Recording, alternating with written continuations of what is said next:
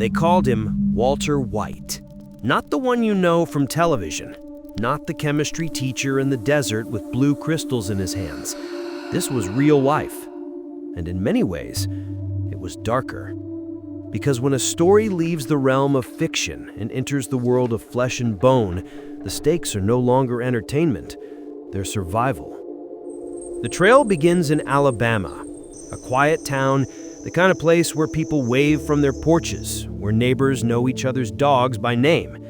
And yet, beneath this unassuming surface, lived a man who mirrored one of the most infamous characters ever written. His name was also Walter White. And like his television counterpart, he was a man of science, a man who once dreamed of stability, of providing for his family.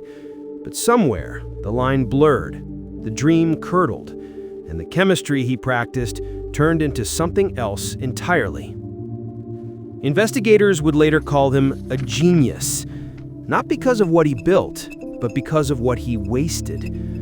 You see, Walter White, the real one, was not a teacher. He was a meth cook, and his product, according to federal agents, was as close to pure as they'd ever seen. The resemblance to the fictional antihero was uncanny. The name, the craft, the descent. But unlike the TV Walter, this wasn't about empire.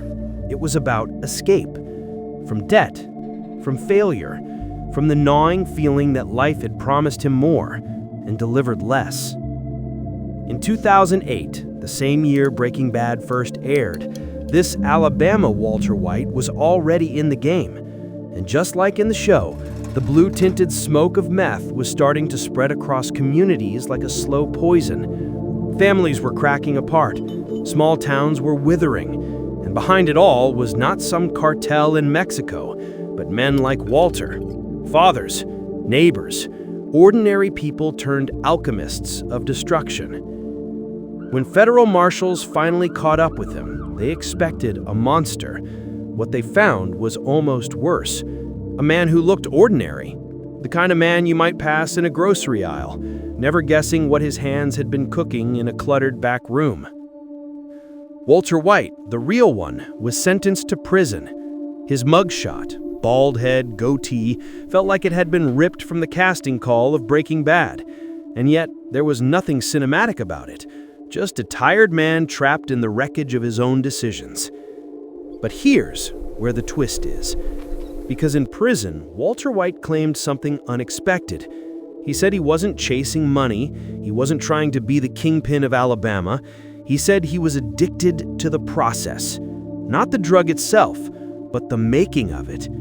The precision, the transformation, the way raw, worthless chemicals could become something powerful. It was chemistry, after all.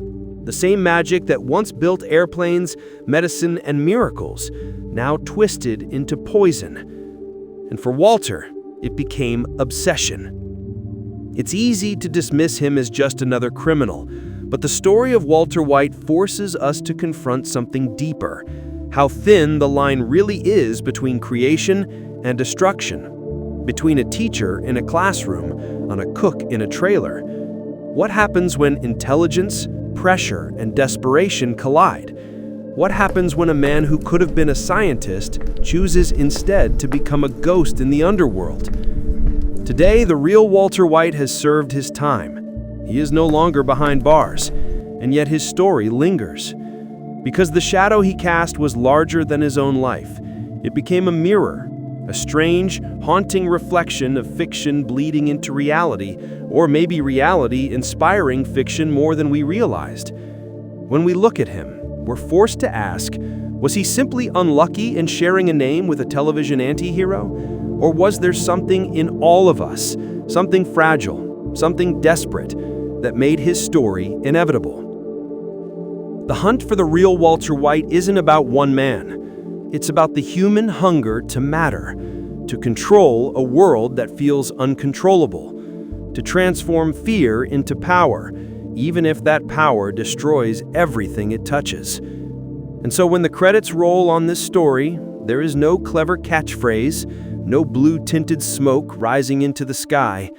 There's only silence, and the echo of a man who could have been anyone's neighbor, anyone's father, anyone's teacher. Walter White, real or fictional, leaves us with the same haunting truth. The greatest dangers are not born in deserts or labs. They are born in the choices we make when no one is watching.